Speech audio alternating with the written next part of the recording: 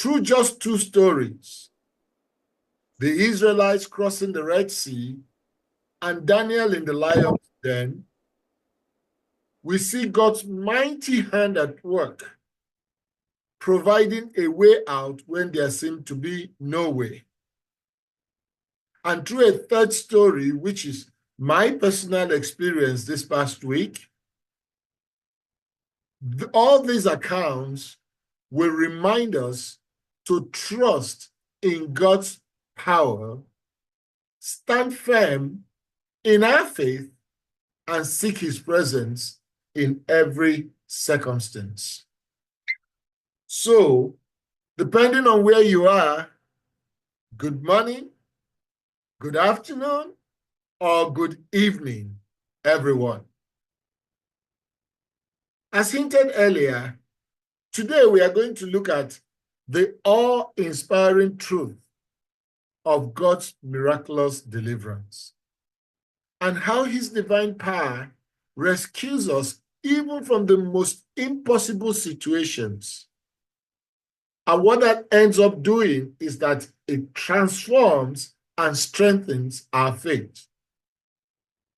Throughout the Bible, we see countless instances where God steps into human situations and brings about extraordinary deliverance. These stories remind us that no matter what we face, God is always able to rescue us with his mighty hand. So let's start by looking at two powerful examples from Scripture before I will give my own personal example. Let's start with Exodus, the 14th chapter. Exodus chapter 14, and we'll take our reading from the 13th verse. Exodus chapter 14 and verse 13.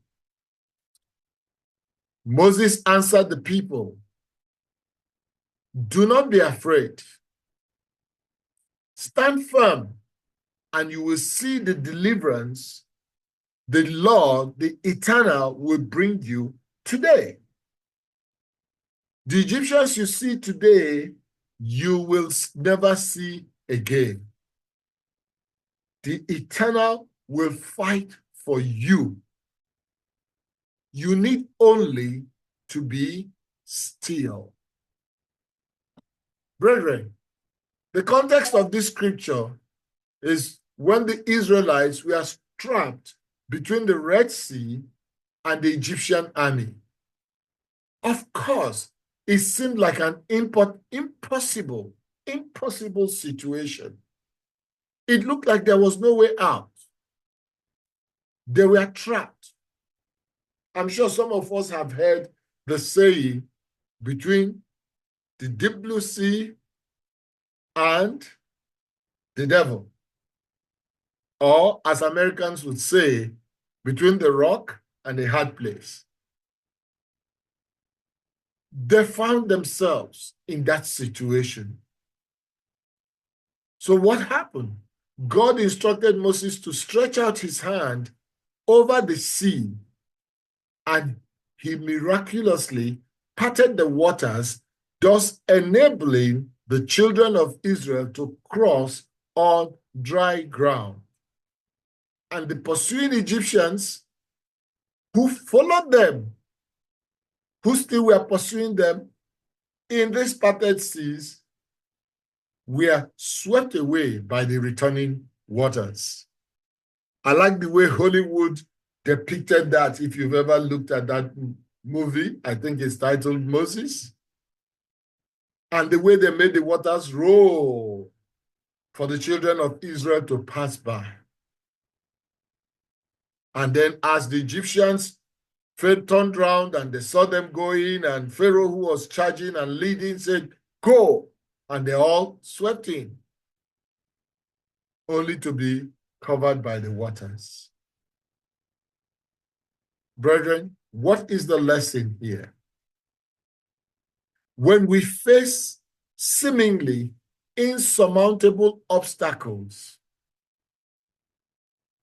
What we learn from this story is that we can trust that God is able to make a way where there appears to be none. In fact, that's what his word says, that he can make a way where there appears to be none. He can cause waters to run in the dry desert. You see, God's deliverance, more often than not, is way beyond our human understanding. But you know one thing? It is always timely and perfect. So that's the first story I want to look at in this very short message today. The second one would be the story of Daniel in the lion's den. And for this, we'll take our reading from Daniel, the 6th chapter, Daniel chapter 6, and we'll turn to verse 21. The book of Daniel, the 6th chapter, and the 21st verse. And it reads, Daniel answered, "May the king live forever. My God sent his angel, and he shut the mouths of the lions. They have not hurt me, because I was found innocent in his sight." Brethren, this was another impossible situation. The context being here that Daniel had been thrown into the lion's den. Why? Did he commit any crime? Well, technically, you will say he broke the law of the Chaldeans, the Medes, and the Persians that said, worship no other God except the God of Nebuchadnezzar. However, it was evidence of his unwavering faithfulness to the true God. When scripture says, let God be true and every man a liar, Daniel proved it. But he found himself in this very dire circumstance, with certain death looming before him. He was to be thrown into the lion's den. And from what I understand, that these lions were deliberately starved for a period of time whenever they wanted to exact such punishment of throwing human beings in there. So that before the person even lands right in the den, they are leaping up and grabbing the human being and tearing that person to pieces. Daniel would have known about this. Remember, he was occupying a high position, a position at that time in the kingdom, even though he hadn't gotten to the higher height that he finally got. But they all knew. It was like, almost saying like it was an open secret that everybody knew what happens if a man was thrown into the lion's den. Death was a foregone conclusion, a painful, miserable death was certain. But what did the eternal Father do? He showed again that he was God. And that if you are serving the true God, he will always be there for you. What did God do? God sent an angel to shut the mouths of the lions. And Daniel emerged at the end of the day completely unharmed. No bones broken. No flesh torn. Nothing happened to him. Brethren, just pause and think about it. You know, at times when we read these stories, when we read these things in the scriptures, we just, tend to read over them. We just go through the motions. We don't sit back and think of the purport, of the meaning, of the weight of what we've read. Think about it. The much you know about lions and a human being being delivered not just to lions, but hungry, angry lions, literally. But God did what? God protected him. So what is the lesson here? That God is able to protect and deliver us, even in the most dangerous and threatening situations. It doesn't matter the situation. It might look impossible. It might look like there is no hope. It might look like we have come to the end of the road. Our faithfulness in him, if we remain faithful, if we remain trusting, our belief, our unwavering belief in him, invites his miraculous intervention. And what happens? When God intervenes, who can oppose?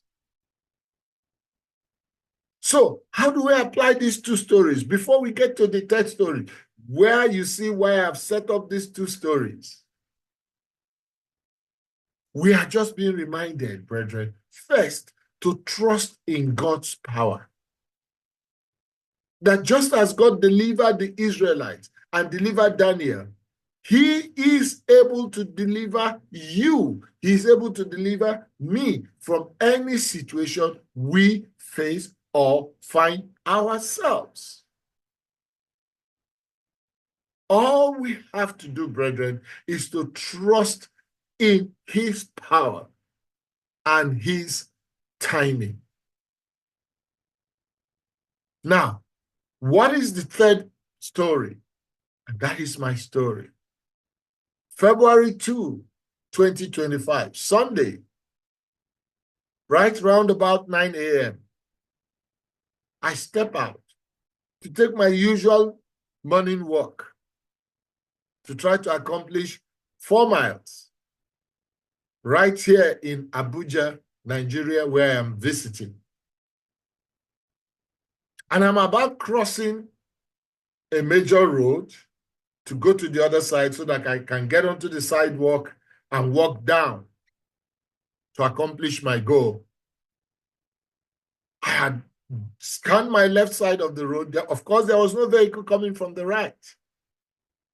And there were vehicles by the side of the road because vehicles were dropping off people and picking people and going on and stuff like that. But there was none oncoming when I stepped into the road.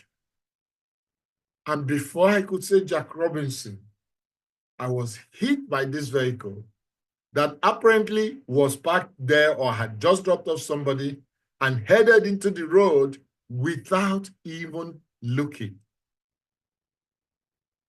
I literally did not know what happened and how it happened, but I found myself on the ground, surrounded by people. I couldn't even make out where I was. The vehicle, the front windshield of this vehicle was broken, not into little, it was not shattered in the sense that it all came apart, but you could see all the splinters and the depression on the vehicle where I hit, presumably with my chest, because I was having excruciating pain in my chest area. To cut a long story short, I ended up in the ER on that fateful day. And then x-rays were taken. And do you believe it? That despite the terrible pain I was going through, not a single bone was broken. My collarbone, my rib cage, my ribs, everywhere I felt pain, yet not a single broken bone. Reminds me of the story of Daniel, of the story of the children of Israelites, of the Israelites, and several other stories in the scripture where God intervened miraculously. Brethren, what happened to me on February 2, 2025. And the way I came out of it was nothing short of God's miraculous intervention. It could have been worse. I've seen people who had lesser impact with the vehicle dying on the spot, or losing an arm, a leg, breaking a rib cage, breaking their collarbones, or their femur. But none of that happened to me. Because I believe the angel of God assigned to guard me protected me from what could have been an otherwise disastrous situation. Brethren, it is still the same God you are serving. And as he did it for the Israelites, as he did it for me, I am a direct recipient. I've received this miraculous intervention severally in my lives, but this is the latest, and in such a clear fashion. And that same God will do it for you if you trust in his power, if you trust in his timing, if you are faithful to him. He will deliver you. That is his promise to us. So, brethren, I want to encourage us that when faced with challenges, when it appears as if there is no hope, when it appears as if all is lost, when it appears as if you've come to the end of your rope, let me tell you the honest truth. When that thing happened, in a flash of an eye, of a moment, I literally saw my life fly before me. It wasn't a pleasant place to be. Honestly, to me, I thought I had come to the end of the rope or the road. Yes, I did. But God said, no, you haven't yet, Vidal. I still have a lot for you to do here. That's why I believe God delivered me from that. And brethren, he will deliver you. Know the God that you serve, and know that he will fight for you. Something else you need to do is that in times of trouble, let us learn to seek God's presence. In that fleeting moment, it happened. Call upon God. Yes, even in my circumstance, I remember clearly, I probably didn't mouth it or say it out, but it still went through my mind. Oh God, help me. When we call upon him, brethren, God will answer. That is his promise. He says, in times of trouble, call upon me and I will answer you. Let us not forget him when we are faced with that certain dire circumstance or situation. Let us not think all hope is lost. The God that did it for the Israelites, that did it for Daniel, that did it for Shadrach, Meshach, and Abednego, that did it for me, that same God will do it for you. So in concluding this short message this afternoon, brethren, I want to remind us that God's miraculous deliverance is a theme woven throughout the Bible, a theme that reminds us that he is always able to rescue us from any situation. So as we reflect on these stories and my story, let us be encouraged to trust in God's power. Let us stand firm in our faith and seek his presence in every circumstance. Brethren, let us never forget to be grateful to our great God. Let us always thank him before we step out of our homes, because you don't know what awaits you as you step out. That morning, I never knew what awaited me as I stepped out. Let us trust God for his miraculous deliverance in our lives if we run into any situation, knowing that he is always with us. Brethren, let us continually seek the presence of God and seek his guidance in every situation we face, because God never fails.